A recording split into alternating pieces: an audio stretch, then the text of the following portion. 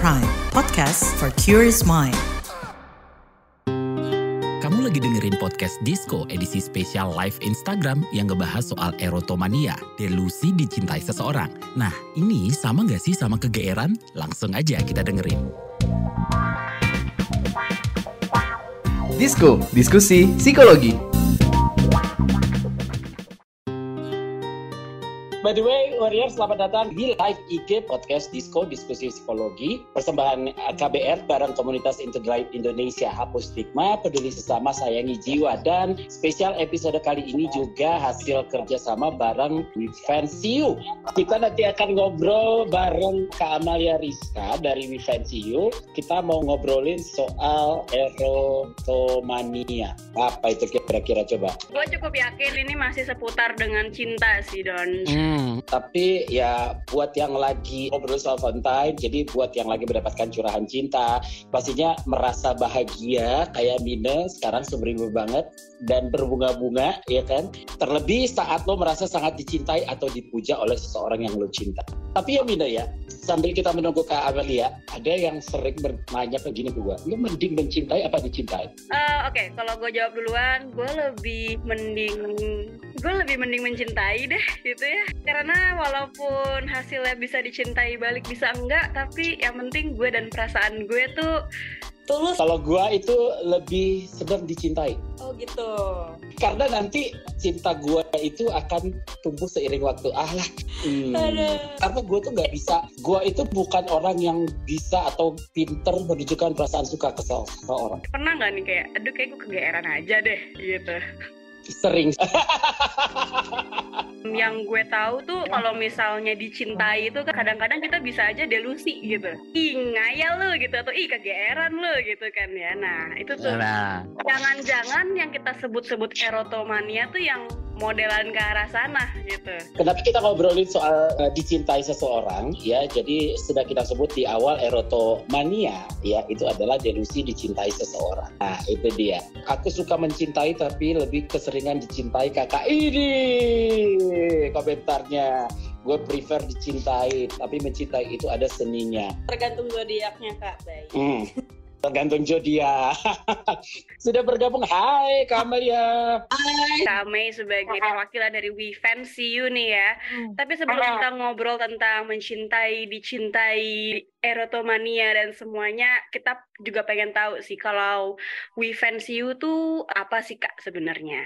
Oke, jadi sebenarnya We Fancy You ini adalah satu wadah supaya teman-teman bisa belajar tentang fenomena fans dari sisi psikologi. Gitu. Jadi baik itu fans Korea, fans olahraga, fans Thailand, fans apapun gitu. Kita akan bahas dari sisi gimana sih sudut pandang psikologi kayak apa. Kurang lebih gitu sih teman-teman. Dan emang biasanya kita banyak menemukan fenomena merasa bisa mencintai atau bahkan dicintai sama idol-idol kita gitu ya. Betul, itu sering banget. Mungkin pengalaman ya Mine. Nah, kali ini IG Live kita kali ini nggak hanya terbatas pada merasakan erotomania pada idol, pada semuanya lah ya, secara keseluruhan. Dan balik lagi teman-teman kalau punya pertanyaan langsung aja di kolom komentar IG Live ini ya, Don ya. Ya, betul. Jadi langsung aja ke topik kita kali ini. Sebenarnya erotomania itu apa sih? Oke, jadi erotomania itu sebenarnya kalau di kamus Gajah Psikologi gitu. Jadi kita punya namanya DSM ya, kamus psikologi. Sebenarnya erotomania ini bagian dari delusi gitu. Delusi itu apa? Nah, delusi itu adalah keyakinan pada diri kita gitu ya, keyakinan terkait diri kita yang sebenarnya tidak nyata gitu. Nah, biasanya nih kejadian ini muncul pada orang-orang dengan gangguan tertentu, baik itu depresi, misalnya major depressive disorder, kemudian bipolar, kemudian schizotypal, schizofren gitu, itu bisa muncul. Nah, sebenarnya kan orang yang punya keyakinan ini kan punya beberapa tema ya. Misalnya ada yang tipenya dia yakin bahwa dia dicintai oleh orang lain, ada yang dia yakin bahwa dirinya dia ini mengalami penyakit tertentu, ada yang yakin bahwa punya masalah tertentu. Jadi erotomania itu spesifik delusi yang punya temanya adalah dia dicintai oleh orang lain, baik itu orang yang dia kenal, orang yang gak dia kenal, artis atau siapapun gitu. Kurang lebih gambarannya erotomania tuh kayak gitu sih. Kalau gitu Kak, kita kan jarang nih mendengar istilah erotomania. Sama nggak sih ini dengan yang mungkin lebih sering kita dengar kayak kegeeran gitu? Nah, ini pertanyaan bagus nih. GR itu kan lebih ke orang yang kita kenal ya. Misalnya kita disenyumin sama gebetan, atau misalnya kenapa ya dia suka ngajak aku pulang bareng, kayak gitu-gitu. Nah, tapi kalau misalnya erotomania ini lebih kepada dia merasa yakin dicintai sama orang yang bahkan dia nggak kenal gitu. Bisa jadi artis, bisa jadi bos di kantor yang sebenarnya nggak deket gitu. Jadi sangat bisa orang-orang yang tidak berkontak sama sekali pun gitu. Tapi dia yakin bahwa ya pokoknya dia cinta deh sama aku, dan dia punya usaha untuk bisa mengejar atau berkontak dengan orang ini, bahkan cemburuan gitu. Padahal sebenarnya orang itu bukan milik kita gitu. Jadi se-ekstrim itu, dan bahkan dia bisa tiap hari ngomongin orang itu misalnya, dan itu durasinya kurang lebih minimal 1 bulan gitu. Dia mengejar, menghabiskan waktu stalking itu sampai mengganggu kehidupan sehari-hari lah kurang lebih. Jadi beda banget deh sama GR. Beda. Kalau gue emang GR, suka GR gitu. Tapi kami wajar nggak kalau seseorang itu mengalaminya? Batasnya itu sampai mana? Oke. Jadi sebetulnya erotomania ini kan agak spesial ya gitu. Jadi kalau kita lihat secara psikologis, gimana kita lihat orang itu oke atau enggak gitu. Biasanya kita lihat dari keberfungsiannya, taraf keberfungsian tuh misalnya kita lihat seberapa mengganggu sih dia ke kehidupan sehari-hari gitu. Biasanya orang dengan erotomania tuh menghabiskan waktu untuk stalking, untuk kirimin surat, bahkan dia ngebelain misalnya idolanya itu di penjara, dia bisa kirim surat ke pemerintah. Jadi sangat menyita waktu dan kehidupan sehari-hari, bahkan kehidupan sosial dan kehidupan pernikahan gitu. Jadi bisa dibilang kalau batasnya masih GR atau masih kita kayaknya dia suka deh sama kita, sifatnya cuman ya sesekali kita masa GR, kita masih bisa beraktivitas sehari-hari, itu oke banget. Tapi sampai kita yakin sama orang yang sebenarnya nggak kenal, nggak nyata, dan terus-menerus, itu pasti udah di luar batas ya. Misalnya pas ngeganggu gitu. Gitu. Diperhatiin dikit, dia cinta dia sama gue. Ditanya, udah makan apa belum? Ya dia cinta dia berdua. Iya, kayak gitu kurang lebih. Itu nyambung ke pertanyaan aku juga nih Kak Ame. Kayak tapi sebelum aku nanya, aku jadi punya 2 pertanyaan sih. Yang pertama, lebih ke perasaan delusi dicintai atau mencintai pun juga termasuk erotomania nih. Tadi kan kita kayak ya dicintai itu kan kayak pasif ya, kesannya orang lain yang suka atau ya cinta sama kita. Tapi kalau kitanya yang kayak Deo, kamu ganteng banget gitu, aku yang cinta, apakah itu termasuk erotomania juga atau enggak nih Kak? Sebetulnya karakteristik erotomania ini dicintai sih, walaupun memang biasanya ada perasaan timbal balik ya. Walau kita ngerasa dicintai, kita juga pengen ngebales gitu. Kayak kesannya kayak misalnya diperhatiin dikit, dia bawaannya kayak merespon. Jadi orang ini bukan cuma ngerasa dia dicintai, tapi dia merespon dengan misalnya, oh dia beneran ya suka sama aku ya, dia stalking lah, dia kirim surat. Jadi sebenarnya poin penting dari diagnosisnya adalah dia merasa dicintai, walaupun memang respon dari keyakinan itu adalah dia mencintai gitu, mencintai dengan bentuk kirim surat, stalking, cemburuan dan sebagainya sih. Berarti ini pertanyaan kedua aku. Kalau misalnya nih aku naksir sama orang gitu ya, aku nggak akan sebut kayaknya orangnya di sini deh. Gitu. Nggak salah mengartikan sinyal gitu ya. Misalnya disenyumin aja, tadi disenyumin balik aja, kayak ngerasa wah jangan-jangan dia juga suka aku nih gitu ya. Itu termasuk erotomania juga atau masih belum nih kalau begitu kondisinya? Nah, biasanya tuh kita bisa cek apakah kita kenal atau enggak sih sama orang itu. Jadi kalau misalnya kita sebatas, misalnya kita GR tapi misalnya sama teman sekelas, senior atau teman kerja yang sepantaran lah, semeja, itu sebenarnya bisa jadi memang dia melakukan kontak tertentu dengan kita yang membuat kita GR. Jadi misalnya kita papasan, dia senyum, atau misalnya dia suka ngajak pulang bareng, ngajak makan bareng, terus dibayarin, gitu kan jadi curiga ya. Gitu. Jadi kalau erotomania tuh biasanya dia di level orang-orang yang memang bahkan dia nggak kenal gitu, dan dia udah dikasih tahu pun misalnya kayak nggak mungkin lah, misalnya itu kan jauh banget, itu kan idol kamu di Korea misalnya gitu. Dia tetap tidak mungkin dia tahu realitanya seperti itu, tapi tidak bisa mengubah keyakinan dia sih bahwa sebenarnya tuh enggak dia nggak suka sama aku gitu. Jadi di level itu kalau GR. Dan mungkin juga yang ngebedain adalah ketika kita cinta sama orang kan mungkin seiring perjalanan waktu kita bisa lebih mudah move on ya. Kalau orang erotomania juga susah banget lepas nih ketika dia punya keyakinan tuh kayak pokoknya orang mau ngomong apa gue ya udahlah gitu, gue akan kejar kayak gitu. Kebayang ya, susah. Kenapa ya Kak Ame erotomania itu bisa terjadi pada seseorang? Penyebabnya apa sih? Sebenarnya tuh masih dalam penelitian ya. Nah, cuman biasanya tuh prevalensinya muncul di perempuan gitu. Dan walaupun bisa sih di laki-laki. Dan biasanya muncul di era remaja walaupun menetapnya di usia-usia dewasa lah.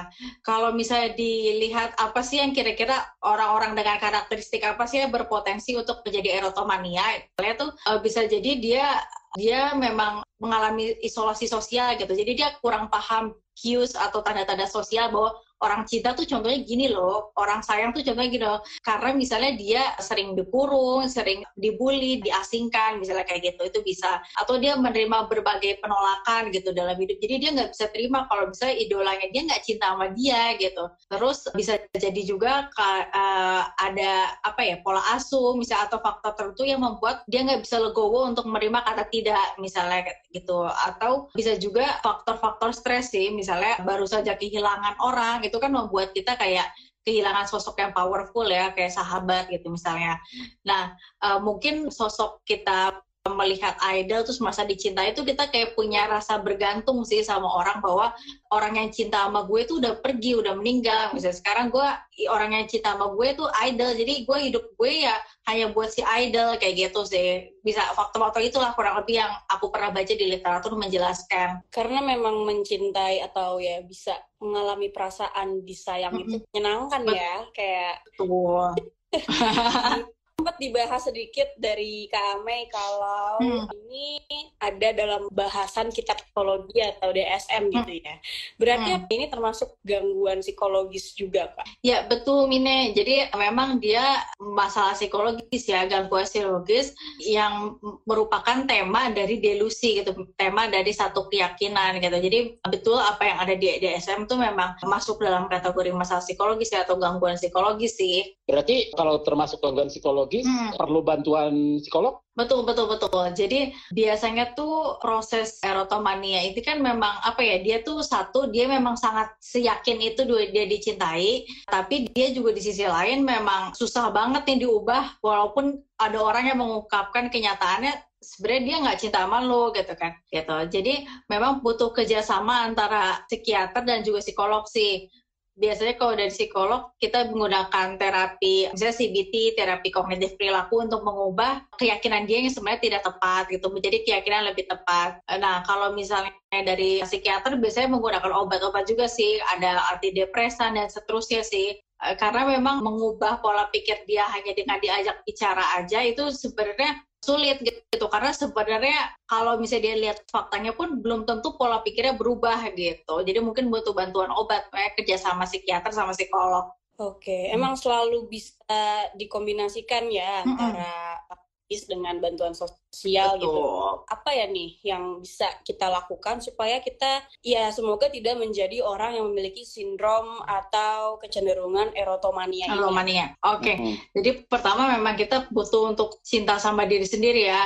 Nah, sama diri sendiri ini salah satunya adalah kita mengembangkan diri, meningkatkan skill kita supaya kita jadi orang yang tidak bergantung gitu sama orang lain, bahwa misalnya ada orang yang menolak kita atau ada orang yang meninggalkan kita bukan berarti hidup kita tuh berakhir gitu. Kita bisa melihat sisi lain bahwa ya memang dia nolak aja gitu, tapi bukan berarti kita harus mengalami masalah yang sangat besar gitu karena isu itu.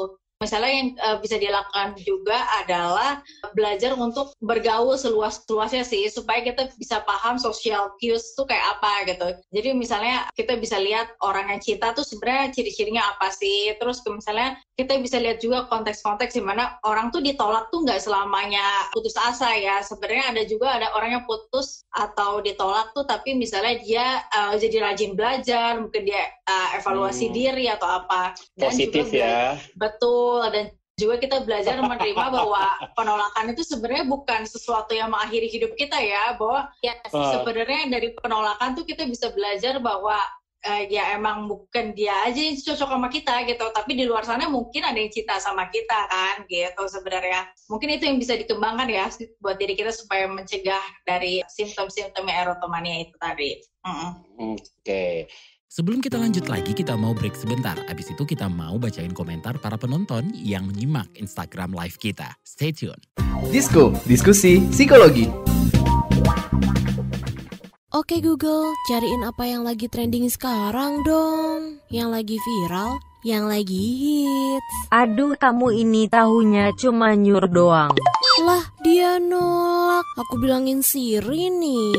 Ya sudah jangan ngambek dong. Kamu cukup buka KBR Prime.id, lalu cari What's Trending. Semua dibahas tuntas dengan narasumber yang kredibel, jadi bisa buat referensi kamu. Wah iya nih, keren banget ya. Setiap hari lagi. Betul, dari Senin sampai Jumat. Jangan lupa hanya di KBR Prime.id atau di aplikasi podcast lainnya. Makasih ya Mbah Google. Hei kamu ini, saya masih gadis, kenapa dipanggil Mbah? KBR Prime, podcast for curious mind. Come on yo, buat yang suka nyebar hoax, you better listen to this one. Check this one out yo. Hati-hati kalau baca kabar Hoax, jangan langsung disebar kabar yang hoax, kalau mau tahu kabar benar atau hoax, dengerin cek fakta yang pasti bukan hoax, dengerinnya setiap Senin yang jelas bukan hoax. cuma ada di kbrprime.id dan aplikasi podcast lainnya. Hoax, Sudah cukup hoaxnya? hoax, Cukup.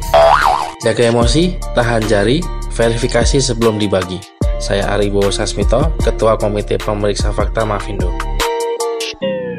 KBR Prime, podcast for curious mind. Disko, diskusi psikologi.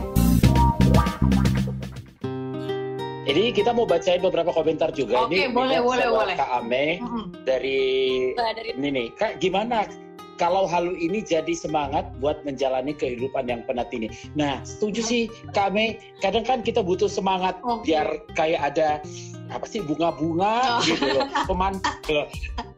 ada yang mencintai gue gitu. Jadi kita selalu simpelnya gini ya, kita jadi selalu pengen berpenampilan menarik setiap hari karena kita tahu ada orang yang suka atau mencintai kita gitu. Kalau nggak ada, ya udah kita sembrono aja gitu, Kak Ame. Ya, sebetulnya sih kita bisa lihat di taraf bahwa misalnya kita jadi berpenampilan lebih menarik gitu zaman sekolah, misalnya pengen dilihat senior dong, gitu. Kita pengen jadi siswi yang menonjol dong, yang populer dong, gimana ceritanya gitu.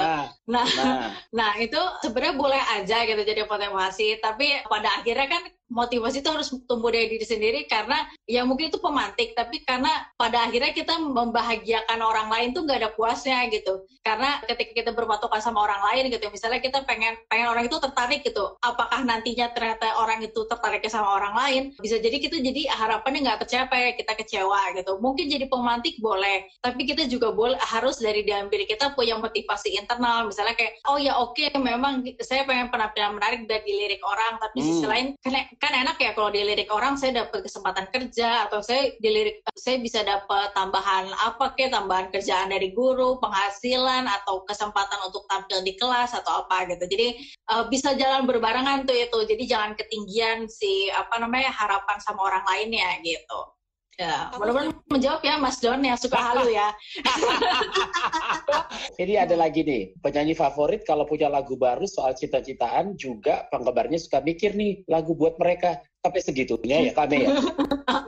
Iya. Sebenarnya kalau penyanyi kan memang, atau pemain film atau apapun ya, penulis kan sebenarnya membuat karya buat fansnya ya. Relate ya, gitu sama hidupnya langsung. Betul.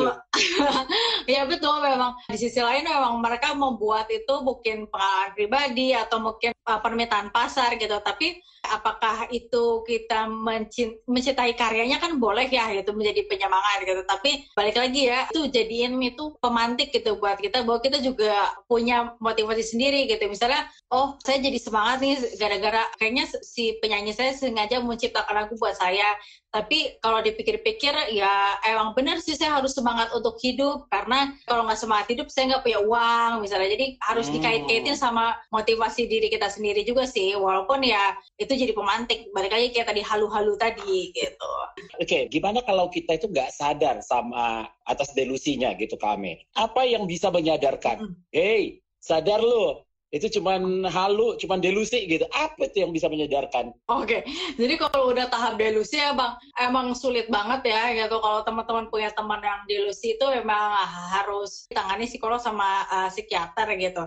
Tapi kalau misalnya di tahap kita nih, kadang-kadang kita punya teman yang suka geeran ya, kayak sebenarnya enggak kok dia nggak suka sama lu, nggak suka, enggak lu aja gitu kan. Nah, itu bisa dilakukan pertama kalau aku sih pengalaman pribadi dan beberapa orang gitu ya, second opinion sih. Misalnya kayak di saat yang sama misalnya si siapa chat aku nih gitu, saya boleh tanya teman, kamu sempat deket sama dia nggak, atau misalnya kamu pernah di chat ini nggak gitu, jangan-jangan ternyata di MLM gitu misalnya udah deket-deket. Nah, ya jadi misalnya kayak gitu, kita bisa cari second opinion. Terus kemudian juga mungkin kita perlu juga menanggapi secara setara ya, misalnya mungkin kita overjoyed gitu, kayak ditanya apa kabar gitu, misalnya lagi sibuk apa, kita jawab ya secukupnya. Misalnya dia nanya apa, nggak perlu kita langsung tiba-tiba cerita, iya happy banget hari ini tuh bla bla bla bla, karena saking senengnya gitu. Jangan-jangan kan sebenarnya karena kita kegeeran, jangan-jangan kita dimanfaatin gitu sama orang gitu, kayak kita keceplosan lah ngomong rahasia gitu. Jadi kita juga perlu hati-hati menanggapi sesuai, oh ini belum deket banget nih, jadi nggak usah di-share macam-macam, jadi jawab sekenanya gitu. Dan tadi cari second opinion juga penting sih sebenarnya. Second opinion itu penting. Kata Citra Vanessa juga bilang sadar cuman nggak mau berhenti. Nah itu berarti gimana tuh Kak? Kadang kita udah tahu logiknya gimana, baik buruknya, tapi aduh seperti tidak bisa berhenti atau tidak mau malah. Iya. Jadi sebenarnya kita perlu refleksi ya sama diri kita sendiri. Kadang tuh hubungan kan timbal balik ya. Belum tentu karena orangnya sangat baik jadinya kita segitu dependennya atau segitu sayang, segitu lengketnya gitu. Tapi jangan-jangan kita sendiri punya isu pribadi gitu. Apakah mungkin kita punya inner child atau masalah di masa lalu yang belum selesai. Misalnya kita nggak pernah nih punya sosok ayah, nggak pernah punya sosok kakak gitu yang menyayangi. Ketika ketemu orangnya sosok yang menyayangi, kita jadi lengket banget, padahal sebenarnya perhatiannya biasa-biasa aja. Jadi mungkin kita pernah punya pengalaman diselingkuhin dan sebagainya di masa lalu, jadi kayaknya gak mau lagi deh, putus lagi deh, kita udah punya pengalaman yang pahit-pahit, ya udah deh dipertahanin deh walaupun pahit misalnya kayak gitu. Jadi kita juga perlu berefleksi sih sama diri kita sendiri, kalau misalnya kita kok kayaknya hubungan ini banyak ruginya ya gitu, kita udah dikasarin segala macam, tapi kok kita masih mau bertahan ya gitu, lebih capek nggak sih gitu. Kita perlu nanya, capek nggak sih, rugi nggak sih gitu. Dan kalau kita ngerasa rugi kita masih bertahan, kita perlu nanya sebenarnya apa sih yang terjadi sama diri kita sampai kita mau bertahan gitu loh, gitu. Dan perlu banget mungkin dibantu sama psikolog ya untuk dicari tahu sebenarnya kamu nih kenapa ya, kok seneng ya sama hubungan yang nggak nyaman sebenarnya. Atau mungkin langsung ditanya aja sama orangnya. Ini ada pertanyaan lagi nih. Caranya kita bisa tahu itu sekedar halu, imajinasi atau delusi, gimana Kak? Oh oke. Jadi sebenarnya kalau di tahap orang delusi, halusinasi yang benar-benar gangguan psikologi, dia nggak tahu, sebenarnya dia nggak nyadar, maksudnya dia seyakin itu aja gitu. Karena kan orang delusi itu dia nggak bisa membedakan realita dan dunia hayalnya dia gitu. Jadi sulit sebenarnya membedakan itu. Tapi memang perlu untuk orang sekitarnya untuk terus mengingatkan sebetulnya bahwa ya dia memang seperti itu. Misalnya, oh ini tidak tepat, masa sih kayak gitu, pertanyaan-pertanyaan seperti itu yang memberikan bukti-bukti itu penting gitu. Tapi kalau misalnya masih di tahap masih GR-GR aja kayak tadi, penting yang tadi aku bilang bahwa kita kenal social cues, kita juga mencari second opinion gitu. Itu penting banget, dan kita juga perlu untuk, kan sebenarnya berlebihan tuh nggak baik ya. Jadi ketika kita terlalu happy banget, kita perlu ngontrol gitu, kita perlu sejenak berpikir gitu, ini wajar nggak sih gitu, orang kok udah lama nggak ngobrol, tiba-tiba deketin, ada apa ya gitu. Jadi supaya selalu ngerem diri kita untuk nggak berlebihan bahagia sampai takutnya kebablasan gitu. Kalau halu itu udah jadi keseharian, gimana cara nguranginnya? Sering-sering injak bumi neng gitu aja kali ya kan. Iya betul. Karena pasti level bahagianya cinta yang halu gitu, misalnya cinta sama idol atau dirasa dicintai idol gitu, pada akhirnya beda ya kepuasannya gitu dengan kita yang merasakan kenyataan gitu, bahwa kita dicintai langsung, mencintai langsung. Jadi ada yang nggak terpenuhi sih. Jadi kalau kamu ngerasa sudah tidak bisa ngerem, betul tadi kata Mine bahwa boleh tuh dikonsultasi ke psikolog. Kenapa ya? Apa kamu tidak ada aktivitas lain, jadi berfokus pada itu atau apa gitu yang membuat kamu jadinya jadi halu menurut kamu ya, versi kamu. Ini lagi, apakah kalau nggak nontonin atau liatin idol kita itu bisa ngurangin halunya? Tapi halu tuh asik. Gimana dong? Jadi sebenarnya halu kan memang kenapa kita berimajinasi itu sebenarnya itu membuat otak kita rileks ya. Setuju. Ya, ada tuh waktu itu salah satu riset yang saya bilang bahwa kenapa kita suka daydreaming, berhayal gitu sebenarnya untuk mewujudkan apa yang tidak bisa terjadi di dunia nyata, ini terjadi di alam kepala kita aja gitu. Seru ya kalau ngebayangin pacaran sama ini gitu kan. Nah, sebenarnya itu cuman ya sebenarnya halu itu menyenangkan, tapi sebenarnya secara psikologis tuh kita melihat kalau ditanya sehat nggak sehat tuh kita lihat dia masih bisa berfungsi dengan baik gak sih? Misalnya apakah se-ekstrim dia halu gak mau punya hubungan sama orang lain gitu. Terus misalnya keseringan halu jadinya nggak sekolah, nggak kuliah gitu. Tapi kalau misalnya kamu bisa ngerem itu jadi semangat gitu, itu still okay sih gitu. Tapi memang ya di tahap kamu juga masih nyadar bahwa ini tuh nggak nyata kok, tapi happy-happy aja. Karena kalau orangnya udah tahap kayak delusi kan dia udah nggak nyadar, dia udah nggak napak bumi gitu, bahwa dia beneran cinta sama aku gitu. Dia muncul di TV tuh dia ngomong ke aku gitu sebenarnya gitu. Jadi sedelusi itu. Halu is a temporary escape, betul. Yes. Setuju sama Kak Abi tadi untuk relax gitu loh, untuk ya ngilangin penat gitu loh. Iya, betul. Iya kan? Oke. Well, by the way, terima kasih buat Kak Amelia Rizka yang sudah bersedia untuk sharing pengetahuannya tentang erotomania di episode kali ini yang merupakan hasil kerjasama We Fancy You. Ya, jadi pantengin terus podcast Disko di kbrprime.id atau di platform mendengarkan podcast lainnya ya. Gue mau satu quote dong, Kak, biar gak halu. Tadi kan sudah ada, halu is a temporary escape. Kalau dari KB apa? Gue tebak nanti gak ada janjian ya kita ya. Iya, sebetulnya kalau udah terbang tinggi jangan lupa napak bumi sih istilahnya buat hari ini.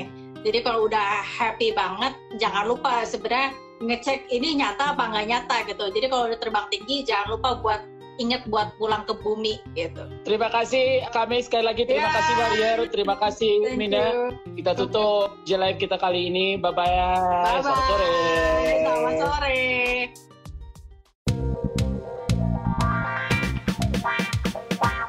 Disko, diskusi psikologi.